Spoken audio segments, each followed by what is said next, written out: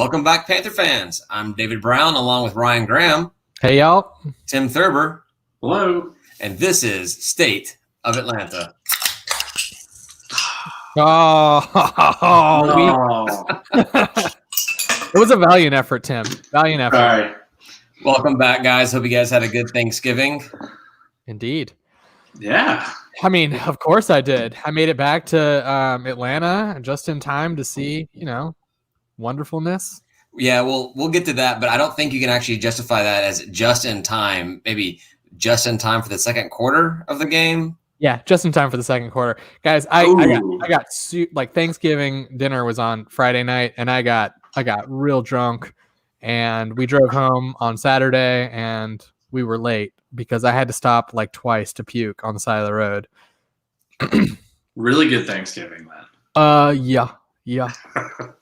Yeah, we'll get to all that kind of detail, but yeah, Ryan gets there and we were up 3 and Southern was driving, and it was already programmed in my head. If Southern takes the lead when he shows up, I'm like, go home, just get out, just go home. And sure enough, that's exactly what happened. Didn't they? Yep. That is exactly what happened. I'm glad it ended up not being my fault because I did not leave and we, did well. Yeah, it turned out to be okay. So really there's been a lot of games that have happened in the past 7 days since we got here and talked about this. And the first of which was the Georgia Tech win in basketball to start the season, which is awesome. And then the Southern win to regain that series lead, which is awesome. Going into last week, I asked the question, which win would be more for the university? And Ryan, unsurprisingly, was all about Southern. But Tim, I think maybe you may have changed your opinion a little bit since then. Slightly. There are two different sports, and both wins are huge for the university, I think. Different fronts. Like, I can't pick one. Everything. Had we beaten Mercer yesterday, would you be feeling a little bit more confident about that? And Mercer had not beat Georgia Tech. Would you be feeling a bit more confident about that Georgia Tech win? We obviously tired Georgia Tech out on Wednesday. We played them, and they struggled to compete with Mercer on Friday. And we were obviously tired by Monday after that hard game we played on Friday. Yeah. That hard game on Friday. Well, maybe we should have maybe Lanier should have benched a few players or pulled them a little early with such a lead that we had, and given the guys a little more rest. I don't know if that would have made a difference or not, but we'll get into basketball. This is the last football game we have of the season, so let's finish up with football and any kind of potential post-game type stuff. And then we'll get into basketball since there was a lot of games, and that's what we got coming up next this week. May not be the last, right? There's still opportunity on the horizon. Yeah, it may not be the last. So Tim messaged me during the game that the announcer said we were trying to pick up another game, and I thought that would probably be a lot of lip service, just assuming that everyone's trying to pick up another game. Just because announcers are dumb. Exactly. They don't know anything. They rarely know which team they're even covering at the time, but at least when it comes to Georgia State. So I actually end up running into one of the athletics people in the concourses and asked a question, and there was some conversations, but the thing that kept on being said was only if it's financially, makes sense, which tells me we're not paying anybody to come here and we're not going anywhere unless we're getting paid. That's kind of what my take on it is, which means we're not going to go up to Charlotte because Charlotte's not going to pay us. That was already a agreed upon game. Right. And I don't really see any other schools that are out there willing to, pay for us to show up or anything. So yeah. And we're not going to go to, an FCS school is not going to pay us, and we're not going to go to an FCS school either. So I think you're saying there's a chance. If they'll pay us, we'd probably go. I don't know. I don't think so. We're definitely not going to go somewhere we lose. That's for sure, right? If BYU called us up and said, "Hey, we'll pay for everything. Come play us," I don't want to go there. Why? There's a good chance we lose that game and then have a losing season. Football. There's also a small chance we win it. Well, yeah. True. Well, hey, we could always pull a little 30 action on them. I'll be okay with that. But I don't think another game's going to happen. Thinking we'd win, but we did. Yeah. True. Well, let's talk about the Southern game on Saturday. So we know that we did win, and we won convincingly. I would like to tell myself. So I was with inebriated Ryan the the final 3 quarters of the game. Tim, what was your take watching that game? Did you feel good about it? I mean, we got down big at the beginning, and you just thought it was just another Georgia State loss there? I think I wrote you some text messages about some of the scores, and I would sell my soul for a win. I felt like we were on the brink of them busting it open, and somehow the team came out in the second half and pulled it together. And well, not even the second half. It was really the second quarter, because we ended up getting just down a point from them in the second, which thing I would not stop shutting up about in the stadium on Saturday to Ryan, and I want to reiterate it here, is why do we not go for the 2-point conversion at the end of the second before the half? I think there's like a minute and a half, minute 15 left or something. We should have definitely gone. It was crazy because I was in full agreement, and he still wouldn't stop trying to convince me that we should have gone for 2. And I'm like, yeah, we should have gone for 2. And then he's like, but Ryan, we should have gone for 2. I'm like, I know, man. I agree. That's why I stopped. I'm pretty sure after every score we got at that point, I'd be like, but it could have been one more. Yeah, you did. No, but it does make sense. I don't understand that play call. We ended up going for it later on, and we missed it. Then we went for it again and got it. But the math made sense. If you go into the half down by 1 or down by 2, nobody cares. If you go into the half tied, that's a bigger deal. So if we would have missed it, it still means absolutely nothing. But if we would have made it, it really sets a momentum shift in that game. There would have been no Southern momentum going into the half if we missed the 2-point conversion. Well, and not only do people not care about the difference, but there is no mathematical difference, because you're going to score in either 3s or 7s, or 3s or 6s, and whatever. You're not going to score 1 point ever. So there is a weird 1-point rule that you can do something. There's something if you kick if they're kicking the point after and you run it back for a touchdown, that's a 1 point or something like that. Yeah. But okay. If that weird thing happened. Yeah. No. It just, I don't know. It's not the most horrible play calling we've seen, but it just mathematically did not make sense to me. So it took them a little longer to do the math on it, and so then they tried again later. But yeah, I tended to agree with you that it was a little too late, and that they had a better chance of getting it at the time when they should have tried it, and then with the time they did try it. And I know that doesn't 100% make sense because it's ball's placed where it's placed, and that's that. But I feel like momentum was on our side, and it just felt like a better time to go for 2, and we should have.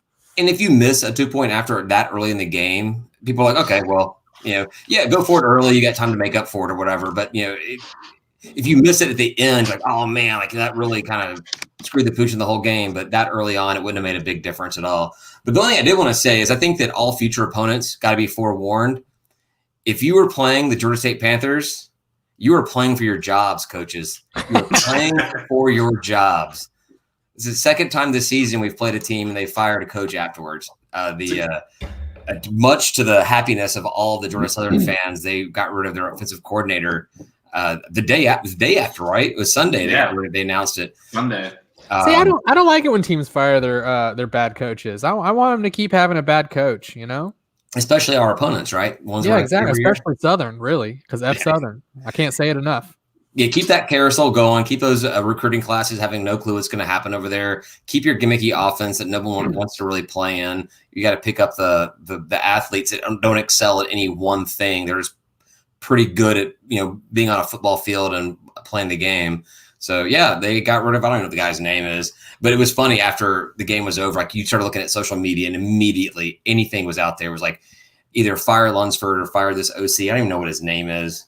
I barely knew that the coach's name was Lunsford. I saw it so many times in tweets. So he was boisterous, Lunsford, earlier that week, and then even afterwards, he made a comment. Yeah, that's one thing I put down to talk about. So he was asked about this rivalry, and they would not stop talking about. I did watch the replay of the game, not the replay. I watched the broadcast of the game the next day, and they kept on talking about how he said this was not a rivalry. And what a dumb thing to say. I mean, that's crazy. It's a perfect setup for losing. Well, I think he's right though. This is not a rivalry. A rivalry is when you actually lead a series. And but when you're not leading in a series, you're playing catch up the entire time. And it's been what they won 2 in a row. We win the one. So it's been 3 years. They've been trying to play catch up to get to where we were in the series. So yeah, no, you're right. You're right, Chad. What's the one must-win game of every season for you, David? It's got to, until well, forever. If Southern's on the conference, that's the game I want to win. There's the rivalry. There's the definition right there. Nothing about chasing records, but F them. We're gonna beat them. We gotta beat them. But ask that question back to Southern fans. So they've got. I don't care about their opinion. I'm just saying from the perspective, and I guarantee you, many of them would be like, well, we're going to beat Georgia State anyway, so the rivalry is going to be App State. I'm like, no, you're not beating us every time. 4-3 or 3-4, dude. Like, I think it was Parker who used to work with athletics. He tweeted out about it, and he said, Southern pulls out the University of South Georgia brings out this banner to the Georgia Dome. It's the first time we played them, and it says, North Paulson Stadium or Stadium North, whatever it is. And since then, they're 1-4 or 2-4 in the whole series. Yeah, would never let them forget it. Exactly. So your high school antics do not go unnoticed, Southern, ever. That, and we've said from the very beginning, Georgia State is the university that, when it comes to athletics, is full of potential. And once they reach that potential, there's no looking back. We've stumbled along the way. We've talked about it every single week. This is not the platform or the formula that you want to start a football program. And despite every missed opportunity we've had, we've still come out and we've made it to 3 bowl games, winning 1. We've won more bowl games than some schools that have been FBS for decades longer than us. We beat a P5 P5 team in Tennessee. We own our series rivalry with our in-state rival. So, yeah, despite all the misgivings of the Georgia State football program, we're still coming out ahead. Yeah, one of my complaints about our program over its decade has been kind of this like lack of passion by the players and the coaches, and I think coaches tend to get into it a little bit more, but where that comes out, where I am the most wrong is the Georgia Southern games, and that is where we have been phenomenal, where we beat them when we're not supposed to. They've come back a couple times, but it's, overwhelmingly we've played those games really well and with a lot of passion, and that's where I can tell that we just need more of that, right? We need more excitement from our program in general. Exactly. And even in that first game where they beat us, they put up 60 points or whatever, we scored, I think, 30 something in that game. So it's not like they completely shut us down. We were still out there. They were scoring quick and fast, but they weren't able to stop us from putting up points, when we could as well. So It's just, those are I was never first game. Oof. What's that, Tim? That first game was a beatdown. I didn't enjoy that one bit. I stayed all the way through the whole stupid thing. Yeah, I'm very glad that I was in a different continent during that game. You missed it? Yeah, that was the same weekend that the Falcons played in London, and there was no way I was missing a Falcons game overseas. Especially, it gave me a legit excuse to not be around a bunch of Southern fans. So I'm glad that I missed out. Speaking of a bunch of Southern fans, I was not able to get down to Ryan wasn't even home. I wasn't able to get down to Summer Hill for even a little pre-gaming as just family stuff before the game. So I pulled up into the green lot with maybe 30 minutes, maybe 20 minutes to go before kickoff. Mm-hmm. And I got a little nervous. I was surrounded by a bunch of Southern fans walking in that stadium. And I felt like this is going to be another chance where they kind of come in and they kind of take control of our stadium from the crowd perspective. But once I got in, that was not the case. I think maybe they all were just too hungover from their nights before, like Ryan, and we're all stumbling out at the same time. That right field seating section over there did have a lot of fans in it. It did have a lot of fans, and they were loud. They were loud when they were supposed to cheer. They cheered. When they weren't supposed to cheer, they still cheered for some reason. I feel like maybe they just didn't understand football. It's literally the only thing they know how to do is just yell obscenities on football. Just be loud. So yeah, it's like they're the go football crowd. They've got no idea what they're saying or when they're saying. But just go do that thing. I think it was a field goal. We were laughing at them because they all started cheering. We're like, why would you cheer? Like, it's clearly not. We're not sure what happened there. And then sure enough, they didn't get the field goal. And it was like, what were they cheering for? So I gotta say, in the second half, there was some lady that came through on TV screaming. Oh, the yelping! It was like a big, high pitched, yipping or something. I hated that. Oh my god! I was just like, "What's going on? What Southern fan?" I hope it's a Southern fan. It has to have been because I've never heard it before. Well, if it was coming on camera, the video booth is up there in the old club seats of on our side. It's a Southern fan. It was coming from like the loge seating that was like across from us, so it probably was a Southern fan. Yeah, we had a Southern guy sitting right next to us in the seats we've been sitting in for all the games so far this season. David made best friends with him. Well, to be fair, whenever I was talking to him, we did better. Ryan actually literally at one point said, don't stop talking to him. Did you tell him about going for 2? No, I didn't bring that up at all. He was being like so outlandishly rude. I mean, I was like, I actually for a moment was like, gonna get up and go sit somewhere else because how rude David was being. The guy was asking absolutely idiotic questions like, do you want to come down to a game in Statesboro? Like, stop asking me stupid questions. I never want to go to that shithole. I'm not gonna do it. Wow. Hey, real quick, David, because we won, I have a special beer. If you're what you got? So it's really good beer. Let me see if I can get it. Monday night. Cheers of my enemies. Oh, milk stout, huh? All right. It's super good, and it's the perfect beer when you beat Southern. It tastes better. Are those tears delicious? The tears are very delicious, actually. So, I mean, I'll talk a lot of crap about all day long about Southern and about how we beat them. I even went on Twitter and harassed a few people about how we should have won by more. But really, that game did come down to a couple of different things that happened for Southern that had they not happened, I don't know if the game turned out the same way. Southern missed 2 field goals. I mean, I think one was relatively deep, the other not so much, but their kicker was just not on game. Well, no, the one we got our hands on, though. I mean, that's what it looked like to me. The short one we got the hands on because it flipped a bunch and then it was a little short. That's the one they cheered on, right? And then it was they barely missed it, but they missed it, and I'm pretty sure we got hands on it, right? But then also, Shai Werts went into the game injured and basically came out of the game injured as well, so they had to put in their backup quarterback. So I mean, we got a little lucky in those 2 aspects, I think, because that game could have been different. We don't know. It could have been. That's usually a bad sign for us, right? You put in the backup. And the turnovers that sealed the deal were not.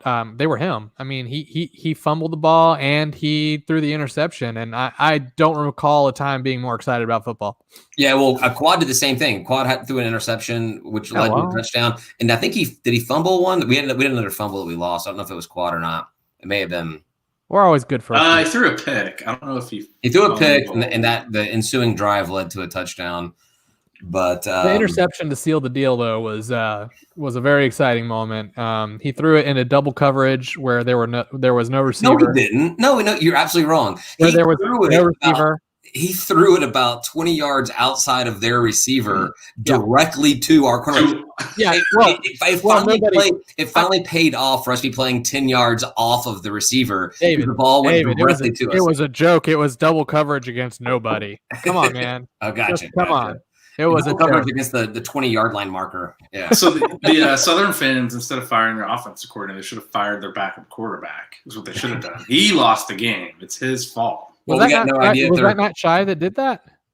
I thought it was. No, I think that was the number 17. Oh, really? Okay, all right. I think so. Yeah, I think once Shai went out, he may have come back for a series, but was out again. He was in and out. I remember a couple times. I thought he played still most of the game, but he was in and out. I saw a couple times 17 came in, but I don't know how different that is from the normal game plan because, we talked about it over and over. Their game plan is to have their quarterback get beaten the snot out of. And so you're going to have people come in and out and take breaks and things like that. So I don't watch them enough to know, but it seems like maybe that would be a normal thing for them to, swap guys in and out, even at quarterback. Yeah, exactly. You would think that just happens, kind of goes along with the show. You're going to have that. Like running backs, right? Running backs have to come out for a series because they just ran a bunch. Right. So either way, 4-3 in the series. We've got another year before we have to worry about facing those guys again. And we have never trailed in the series since that first game. That's so crazy to think about. Yeah. we were not supposed to even have football this long. Like we weren't even supposed to. We had no chance to beat them for like 10 years or something like that. I think they were saying like 20 or 30 years. But yeah, F them. Exactly. So we can say good. That game's over. We can move on. Unfortunately, we are, I guess, one of the few Sunbelt teams that are done with games for the season. So there's a few more coming up. The power rankings came out. We're 4th out of 10 teams. Directly behind Southern and Troy. You would think somehow. No, but we are directly behind 3 teams who all beat us. So I have literally no argument about that at all. Good. All right. But Southern is behind us, and Southern does have a couple of games left. They've got a Conference USA game against Florida Atlantic. Go Owls. Owls, yeah. Go Owls. Okay. Go Owls. And then they've got App State as well. So, I wish them the worst. Yeah, exactly. But I'm kind of curious, so if Southern wins, the App State game, do they leapfrog us? Maybe. I really want to stay as high as possible. I don't know if we've ever finished the season better than 4th. I didn't look it up. I would say no. We played App super close. Unless they blow App out, which won't happen. I would in these scientific power rankings of whatever. Well, I guess the real issue, the big thing about it is, from what I read somewhere, which I saw for the first time today, I didn't see anywhere else, was that the Sun Belt said their top 5 teams are the ones that would get their top 5 bowl bids. And, with us only playing 9 games and, being 4-4, or I guess 5-4. Oh, wait, what are we, 5-4 in conference? Is that what it is? I don't even know. Yeah, 5-4, right? 4-4. 4-4. Don't tune into the show to find numbers and facts. We're 4-4 in conference. So we're tied in conference. Yeah. That puts us in a bad place as far as records go and overall records go and everything. But it looks like we probably got a bowl game lined up. I just don't want anything to happen that prevents that when we are not playing another game. Well, we need to cheer on our good friends in South Alabama right now. Yeah, because they're playing what, Troy? Troy. We got to keep Troy down. Well, we have a tiebreaker over Troy on a head-to-head. Right, but they'll have more chances to actually make 6 wins. They're at 4 right now, I believe. So overall. Yeah. I'm just nervous about us dropping out of that 4th spot. I want to make sure we keep it. And I want to make sure that when it comes down to it, in the arbitrary power rankings, that we are ahead of Southern at the end of the season. So I think we're good there, right? We're good there. Based on how their power rankings work week to week. Yeah. I think. We'll see. There were a couple there's at least one interesting game last week in the rest of the Sun Belt. I'm sure that Ryan didn't pay attention to this. I don't know if you saw it, Tim, but Monroe has just not had a good year. Lafayette put up 70 against them, 70-20. Jesus. They really don't like them. Oof. Yeah, there was no mercy there. They didn't pull the starters. I hope. No. That's like having like a Duke or a UNC basketball team going up against Tennessee State or something. That's like just a meltdown score. But I don't know. The other head scratcher, Arkansas State, right? South Alabama beat Arkansas State. And their one conference win is us. We lost 3 games in conference by a combined 14 points this year. Yeah. That's my stat that I did look up, and I did the math myself on today. Oh. That's so. And one of those games was in overtime against Lafayette at the beginning of the season. So, yeah. Oh man, this season we could be literally an 8-1 team right now, or even a 7-2 team. Easily. Could be. Got to work harder. Got to get that. But we're not. Yeah. So, Tim, I think you wanted to talk about where ESPN is going to be at on Saturday. Yeah, it's exciting for the Sun Belt. Unfortunately, not us. Sun Belt. Yeah, we're going to beautiful Conway to Coastal Carolina. I think you pronounce it Myrtle Beach. No, I'm not pronouncing it that way. No, that's where you tell everybody you're going, but where you end up is Conway. They think they're going to Myrtle Beach. They're going to end up in Conway. They're going to set up game day on the beach at Myrtle Beach. I didn't hear any of that because you both talked over each other. They're gonna set up game day on the beach at Myrtle Beach. They probably should.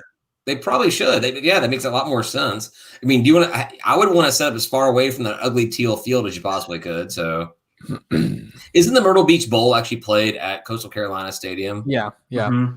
Yeah.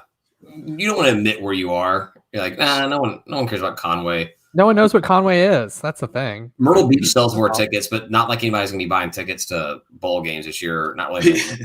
I'll go to a bowl game in Conway. What a great transition, Ryan. Bowl game projections. Nice. I got 4 different bowls we've been projected to be in. Birmingham and Conway, I'm in. Birmingham and Conway. Birmingham is out, or at least no projection for that. Southern was projected to be playing UAB in Birmingham, I think, actually. That would be cool. For them, not for Southern. That's not what the part was cool. UAB being in Birmingham would be cool. No, Myrtle Beach Bowl was predicted by ESPN against Florida Atlantic. I'll take it. Sounds fun. There's one of these that I really want to happen really, really bad, and I don't think it's going to happen. Montgomery Bowl, we projected against Louisiana Tech or North Texas or Tulane. That's what you really want? No, I said that. No. Okay. I'm not hearing it. The Tulane one would be interesting though, because don't they still have that crappy coach that we beat 34-7 in Statesboro? Summers, Endless Summers. Is that who? Is he still there? I think so. Yeah, so it'd be a reunion game. We can beat him by like 35-7 this time, or 34-0. I like your attitude. No. Willie Fritz. I was wrong. Willie Fritz. Yeah, I thought Summers was the interlude to Lunsford. I thought it was Fritz, but I don't know enough about this kind of crap to actually say it with any kind of authority. So I just went with whatever you said. I mean, if we acted like then, we would have 8 head coaches by now. I mean, every year we'd be firing everyone. That's not a way to keep a program sustained. Getting rid of your coaches. I mean, if your coaches are getting hired away all the time, that's okay. State or App State, sure, why not? But literally, they're freaking out about their offense. They're always freaking out about their offense. We're not doing the true triple option, or we need to have a modified triple option. Well, I don't know the difference. The flex bone, the wishbone, whatever it is, but it's literally their boosters kind of drive the coaching decisions made by the athletic director. And until they actually find something that's going to be steadfast, like this is what we're going to do, we're going to stick with it. Thank God, let them kill themselves. I'm all for it. David, they have 6 flags flying over their stadium. All right. Yeah, we got 6 flags flying over an amusement park. Is the same damn value. I guarantee you, our amusement park brings in a lot more money than their crappy little stadium does. I'll keep teeing them up. You keep swinging, David. I'll do what I can. Another bowl game, the Camila Bowl, which is also played in Montgomery. We were projected to play in that game against either Western Michigan or Central Michigan. Oh, the Western Michigan rematch. I would like Western Michigan rematch. I would like that a lot. Me too. I would be all for that. And Montgomery being an easy drive. But then my favorite, I saw this in one spot, and I don't know what this site. I mean, they've had a good name, College Sports Madness. But perfect. Yeah, but I looked at their Twitter accounts. I went to their website to find their bowl projections, and I liked it. So I went to their Twitter feed to go retweet it because I'm like, I like this projection. They haven't tweeted since 2019. Like their site is updated, but their Twitter feed is not. Madness, David. Madness. Yes, that is nice. But Gator Bowl against Virginia Tech. Hey, that's pretty sweet. I would be all over that. I've got. Did they think we're Georgia? I've got a really good friend that went to Virginia Tech, and he's a huge fan. That's where I got into college football. Got into football, period. So, yes, I'm all about playing Virginia Tech in the Gator Bowl.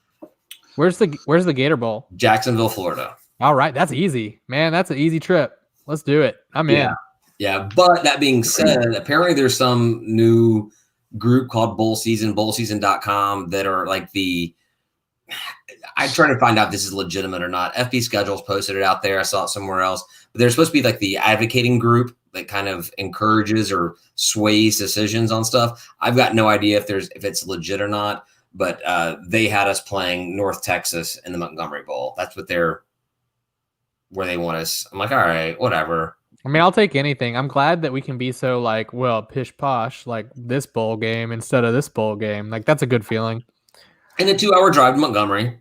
That's fine. Yeah, I'm in. I'm in for that. And I didn't realize it was even that like, close. so the Camila Bowl would be a Christmas Day bowl game, which would be cool because people sit around and they watch football on Christmas Day. At least I do.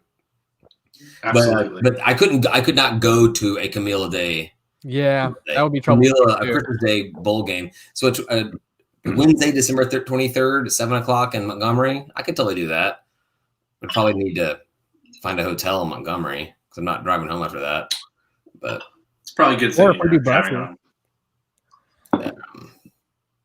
But I hope we make it to a bowl game. I mean, I know it's not a done deal, right? And we need a couple things to fall our way. So we need some teams to lose in the Sun Belt. I mean, from what you read online, it sounds like we're kind of, if all these bowls actually do indeed happen, we're kind of locked for something. That's what I think is that we're not even positive if all these bowl games are going to happen. There's still a lot of time between now and when they're going to happen. Things are spiking. People freak out when things spike, and And the Sun Bowl canceled today. I think it was Sun Bowl canceled today.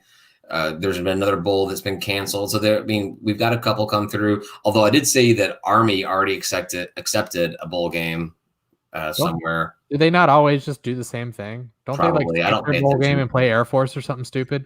I'm a headline guy, Ryan. I saw a headline and I just kind of scrolled right past it. I stored that little nugget information, right, that little bullet point right in my head, and just right there. I will use this later, and I will talk about how as if I know what I'm talking about. So right on. I'm curious about something you were talking about earlier that may or may not be true.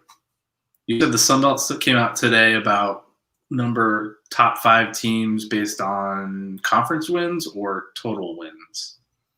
I would assume the Sun Belt would go by conference wins, right? I'd hope so. I mean, why does a conference care about your out-of-conference schedule?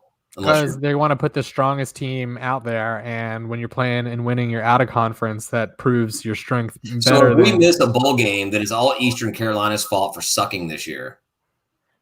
Mm-hmm. Well, wait, but Eastern Carolina doesn't super suck. It's the only out-of-conference game we played, though. Is it? Yeah. Yeah, it is. Clearly, we'll fire them if that happens. Yep. Eastern Carolina, you are fired. Well, so I like the Southern culture, man. You just fire everything. It's easy. They are a directional school, so maybe that is the strategy of directional schools. They're directional, and they don't even know which state they're in. Because if you ask me where Eastern Carolina is on any given day, I may give you a different answer. I may say South Carolina, which I think is the answer. I may say North Carolina, which actually is the answer. For all those listening at home, we're nodding and shaking our heads. Well, so if there is no bowl game and we don't reschedule anything, which I don't think we'll reschedule anything, if there is no bowl game, how you feel about I'm going to let you each give a little speech here. How do you feel about this season? Like, all right, Tim, no games, no bowl game. You just talk about, as far as a Georgia State season goes, where's this rank? How is this as far as the season goes for us? I think this is a win for the school. I think, listen, we lost to the top 3 teams in the conference. Sans won game, but we were missing our coordinator for that game, right? So if you look at it that way, we have a winning record, back-to-back seasons for the first time ever, I think, right, David? I believe so. So, I mean, that's a win. We're going in the right direction. Could we have won 4 of our games and be perfect right now? Sure. Oh, 4 is a stretch. The way we played against Coastal Carolina, I don't know if there was any opportunity in that game, but yeah. But we could be sitting at a far different record. I agree. Yeah. I mean, I think 1 loss, that's not, I mean, obviously your stat of the night for 14 points between all the, close losses. We could have easily been a 1-loss team staring at Coastal Carolina going to the championship game, but whatever. I think it's a good season for the team. I think it's a good something to build on for next year. Yeah. How horrible would it be if we would have won those 3 games and lost to Coastal and they win the East because of the head-to-head? Yikes. That would really have sucked. But Ryan, what's your take? Is this a overall good season or atypical or bad season for Georgia State football? All things considered. I think overall it's pretty good. Like you said, there were 3 games out there with a combined point loss of 14 points, right? I mean, it's I don't know how I worded that, but I was understanding it because I also said it earlier. So yeah, exactly. So I mean, that's a big deal to me. Our defense was inconsistent, but showed a lot of energy, a lot of that we didn't see like last year, right? There were definitely those games where like, what the hell happened? But you know, that might just happen. I think next week we'll probably end up talking about the defense overall a little bit more. I don't know if that's actually scheduled, but that's what I want to talk about. And then our offense, I think a lot of the miscues can be attributed to Quad just being a freshman, and that like he's just not out there making decisions the way that somebody who's been out there for 2 or 3 years would make, and that's fine. He's a freshman. Yeah, so to your point, there are no games happening between when we talk next week and the following week. So yeah, a football recap and talk about the defense or something like that may be a very real possibility for next week's episode, unless we want to talk about what we're buying each other for Christmas gifts. No. I've got my eye on some things I'll put on my Elfstra list for you guys. But yeah, so my take on that season is kind of like this is I don't know, this may be the most Georgia State season of all. It's like we're good. It's a winning record. It's a positive thing, but we have so much missed opportunity right there in there. You can't be too happy about it. Like if we would have won even 1 or 2 of those and missed out on that East Division title, but man, we're really showing progress. But we lost 3 of those, and it dips us down to the 4th spot in those power rankings. At least I just like, come on, just give me a little something more. The Lafayette game was like one of the like easiest and hardest all at once because we seemed to play like a full game of football, and we played them hard on both sides, and like and still didn't come out with a win. And like we came out of the game being kind of proud of our guys, but it just wasn't enough. Yeah, I think that was the episode title we said, or no, Eastern Carolina, we're never losing again. I think if we would have lost to Lafayette in the way that we did, and then come out and beat Arkansas State in that shootout, even if we had lost that App State game in the exact same way, we would have felt so much better about our team. We'd feel so much more excited about it. Sure, we lost to Lafayette, but we lost them in overtime. Sure, we lost to App State, a team we've never beaten before, but we played them better than we ever have. I mean, it was, 17-14, something like that? Lost by 4 points, yeah. Yeah. So, anyhow. We're like, we're in the upper mid-tier right here. We're not lower anymore. We're moving right? on up, man. We're moving on up. Trajectory. We've got positive momentum, and I think there's a lot of good to look forward to next season too. Absolutely, yeah. Especially with Quad, I mean, you can talk about the negatives that we've seen out of Quad this season, but he's still a redshirt freshman, and he's going to get better. What year? And if he doesn't get better, does he get another year again? Yeah, I guess another year again. If he doesn't get better, we've got Michele Colasorda. We've got a stable of quarterbacks. We've got guys coming in. It's going to be a competition all over again. But what I've seen this entire season, we'll get into it next week. I'll be more than happy about Quad Brown being our starting quarterback going into the 21 season. No problem at all with that. But do you guys know what year Pinckney is?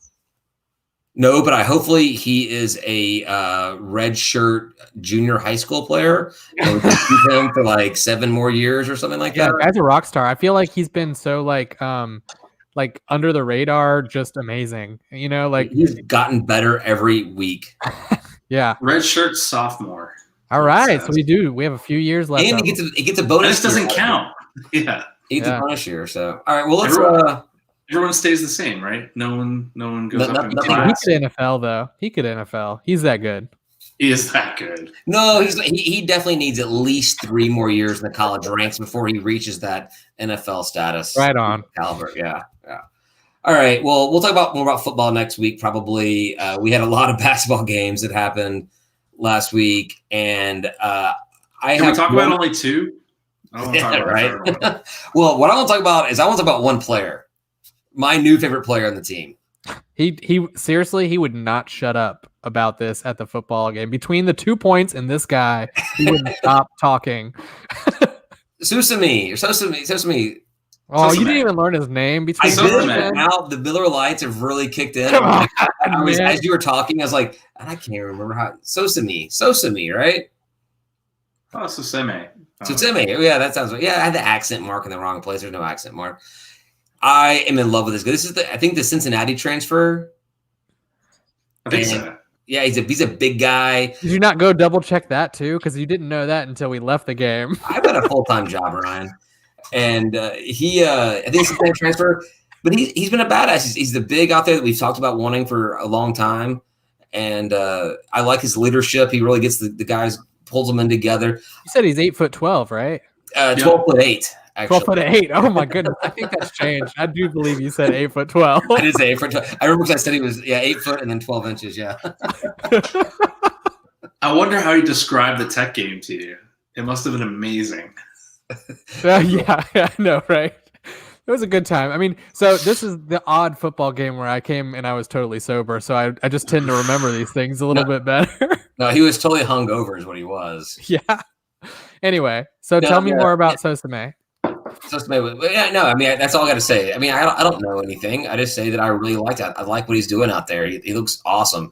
I wish he would have looked a little bit more awesome yesterday, but I also would like everyone to have looked a bit more awesome yesterday. Yeah, we were missing 3 players yesterday too. One obviously out the year, unfortunately, and then 2 others with injuries. So we didn't have a full team. It's a 2-game series. It's not over yet. I don't want to hear everyone getting down on the Panthers. Who's out for the year that we should be sad about? Nelson Phillips is out for the entire year. All-star, yeah. Is there why? Why is he out for the year? Knee injury. It was a knee injury that happened.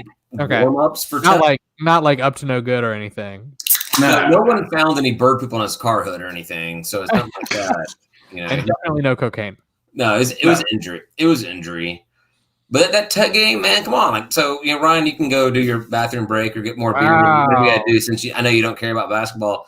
But, so Tim, this Tech game, that could have been like a real, statement game, except for they decided they wanted to put it on at 9 o'clock and the game runs until almost 1 in the morning. I mean, I thought it was like the never ending story. The game just wouldn't end forever. By the way, huge fan of Never Ending Story. Great movie. It's a great movie. Absolutely fantastic movie. I thought in that game, obviously, it was like the 3rd overtime where Lanier gets the technical foul, and I'm like, oh, damn. Yeah. It's over. We're not coming back from this. Did you have the same feeling that I had at that point in the game where I'm kind of like, this is Lanier's way of saying, all right, let's just get out of this game and I'll put it on me. It's my fault that we lose this game. I mean, I felt like he's fed up with the calls, right? I mean, they were getting pretty much every ticky-tack foul possible against us, and then we would come down the court. There's lots of contact and nothing. It didn't matter. Yeah, you say these are ticky-tack fouls, but according to the announcers, everything was going Georgia State's way. It was definitely a biased side of the announcers, which I understand. But it's so frustrating. We felt so good about this game Thursday morning, and then we find out that Mercer beats them on Friday during our route of Toccoa Falls, and it kind of took a little bit of that away. Did. But yeah, which is okay. I mean, Mercer's good. They got a good squad. We still have the chance to beat them December 16th when they come to the arena. So it's not over yet. Hopefully we'll have all our players back that are injured. Yeah, it'll be interesting to see how that game goes in the arena, because I went down to the Toccoa Falls game, and it was weird in the sports arena. It was very weird in there. I thought there was no one in the lower level where you were sitting. They had a camera pan once, and it was like I could see you. They don't have a lot of people sitting in these sections at all. It's very, very empty. I think, and then again, also it was Toccoa Falls. And it's also the break, right? Students are all out. We're all out, I think. Right, but the lower section where I was sitting is not for students unless they buy season tickets. Yeah, but, I mean, it's the Friday after Thanksgiving. It's Toccoa Falls. I don't expect those season ticket holders to really show up, but I could not see how many people were behind us in the upper sections. We still had a good tailgate at the top of the G deck. Cops did not shut us down at all. So Cops can't shut us down. It's all good. It's all about staying on that top level. You can't go one level down. Yeah, it's all about having that hookup. Yeah, but we don't play again at home, and I think until that 16th, right? Wednesday, December 16th game. But yeah, definitely anybody come out there and have a few drinks with us before we go in. But it was an interesting game as far as it set up. Hopefully it gets a lot better as the season goes on. One thing I thought was interesting with that Tech game is there was a lot of these stats that came out of it. Like it's the first time we've had was it 4 or 5 players score 20 points in their first game ever? Like that's a stat that'll never get broken because you're not going to go to 4 overtimes and do something like that. It was also our first 4 overtime game too, I think. It's our first 3 overtime game. Yeah, you guys rag on me for not caring about basketball and not watching that game. But the next day when I looked at that and I saw 123 to 120 and 4 overtimes, I was like, what the hell did I miss? Exactly. What did I miss? And one of the weird things about that game was so that game goes, the full time, and then in the overtime, the first overtime, it was only 6 points. It was very low scoring in the first overtime, and then they're putting up double digits in the last 3 overtimes. I guess because players are getting fouled out, and you're having to bring in, not your best players or anything. But it was a fun game to watch. I was here. My grandfather came down for Thanksgiving. He's not a basketball fan at all, but he stays up with me watching. By the end of the game, he's into it. He was into, and so this is the kind of game that gets people into a program or into a sport, and it just sucks that so few people got to see it, unless they were on the West Coast or something. It was such a great win. In general, even if it wasn't at 9 o'clock, it was hard to watch, right? It was hard. I had to sign up for a different streaming service just to watch the game. Yeah, it was a little tough to watch. It was such a great game, though. So much that we got 2 wins for it per Google. Google gave us 2 wins. Gave them 2 losses too. So hey. Yeah, well, they did end up getting 2 losses from after losing to Mercer, and that Mercer game. I don't. Do we want to talk about this Mercer game? Everything was garbage. That's what I have to say. All I want to say is for anybody that's listening to this who did not watch the Mercer game, if all you saw was that score of 86 to 69, it was a much closer game than that. I mean, it did get up to about a 12-point difference at times. We normally kept it in between 4 to 7 point game, if not taking a lead here and there. But we absolutely fell apart at the end of that game. Those last couple of minutes where it's our time to try to make points and come back, all we literally did was just miss baskets and let them score again. It was I think the last 6 minutes, I think, it was just we fell apart. We're down by 9 at one point, and then from there on, we just didn't score. We scored 69 points, though? We scored 4 points after 6 minutes. Yes, in answer to Ryan's question, yes, nice. Nice. 4 whole points, Ryan. Maybe that's what they did. Maybe they fell apart on purpose. They were like, we're not going to win this thing. Let's score 69. No, they did score 3 points at the very end to keep it from it being a 20-point game. Right on. We only scored 69 because we can't shoot free throws. That's it. Well, we were shooting free throws in the first half, and then they just fell apart in the second half. Yeah, we flipped. We were almost 80% from the line in the first half or something. And then they were struggling. I just really hope this is just too many games in too short of a time. However, that being said, our conference schedule is 2 back-to-back games. Yeah, doesn't that happen all the time? Yeah, well, yes, every week. Yeah. Once we start conference play on January 1st, that's what it is. Every Friday and Saturday, you play a game. Granted, that's 2 games versus 3 games, but still, back-to-back days. It'll be interesting to see how many teams win back-to-back days. I feel like you may see a lot of teams a lot of these being split. Ooh, David, you should do that statistical analysis at the end of the season. Well, I can add 1 and 2. Yeah, you should actually 1. I guess it'd be 1 and 1. Maybe I can add. It'd be 1 and 1, but yeah. It's more complicated than you think, I think. Yeah. Tim, when you were listening, did you hear the announcer say that Mercer actually owned the series? No, and I don't want to admit that. I thought I heard that, and it's nowhere close. Okay. Well, then they definitely said it, and they're idiots. They're fired. Exactly. Well, Yeah. you know the TV announcers don't get fired for saying stupid things. Otherwise, there'd be none left. Yeah. But anyhow, so on we'll talk about them next week or 2 weeks from now when we see them again inside Georgia State Sports Arena. I'm done with them. Done. Next up, Charlotte, right? Good day, sir. Yeah, and screw Charlotte. A big F you to Charlotte. A big F you to Charlotte. This is the only game not viewable on TV on our entire schedule. Wait, we can't watch this?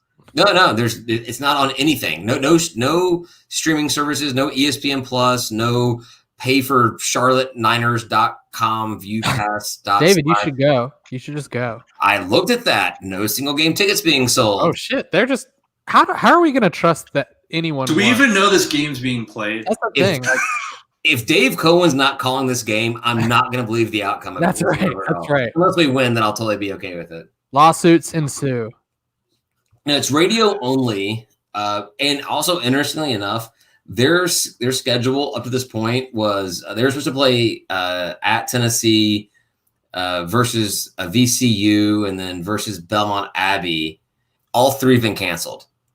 What? Why? Wait, I thought they liked their basketball team. They did play Eastern Carolina, which they lost that game, but they only have one game under their belt so far. So I don't know if that helps or hurts or whatever. We've only ever played them once before. Last year when we beat them by 3 points in overtime is the only time we've played them. So this could be, I don't know. I want to say advantage our favor. I don't know. I'm distraught that you told me I can't watch this game now. I'm sorry. I mean, you still get to listen to Tim. You got to go get into your favorite recliner or sofa seat, whatever. Put on your AirPods, tune into Dave Cohen, lean back, and just visualize the game happening. All right. I mean, that's fine. I think it plays into us. Like one game they've played, East Carolina, so we have to beat them by what more than, let's see, 57-66. Right, so we just gotta best that, and whatever. Yep, 58-56. All I gotta get. Yeah, I think ESPN gives us like a 66% chance of winning. I say we bounce back from Mercer in a big way. I hope so. I hope the guys come back and they want to redeem that game big time. And they're angry as. Yes, I would be. I am angry. I'm very angry. Well, I think part of it was going into that game all day long. I'm like, all right, we beat Tech. We just slaughtered Toccoa Falls. We beat Southern. The Falcons annihilated the Raiders. And I'm like, everything's going perfect. Like, my life is not that good of a life that I'm going to get a fifth win in 6 days out of my teams. And sure enough, I think we just blew our wad with the Falcons, got rid of all the good luck, the Atlanta luck on that Mercer game. We got the short end of the stick there. That's for sure. Yeah. All right. Well, we're approaching an hour here. The only other sports we have going on is the women's basketball team is at Tennessee State tomorrow in Nashville. And then they have Furman on Sunday. They got a really disappointing loss to Tech on Wednesday. The guys avenged them. It's okay. Okay. We don't have to tell them the score. Yeah. We're not going to get into all that. No. They didn't double it. But I think that's all I got until we get a last call. You guys got anything else at all? Nope. Copy. Mm-hmm. Yeah, I do also have to use the facilities. All right. Thank you for everybody that tuned in. Thanks for those that are watching. We're going to head to the last call. Keep this conversation going. Check it out on our Patreon page. And free to everybody on Friday. Available immediately for our Patreon members. So, yeah. We'll see you next week. Bye, y'all. Peace.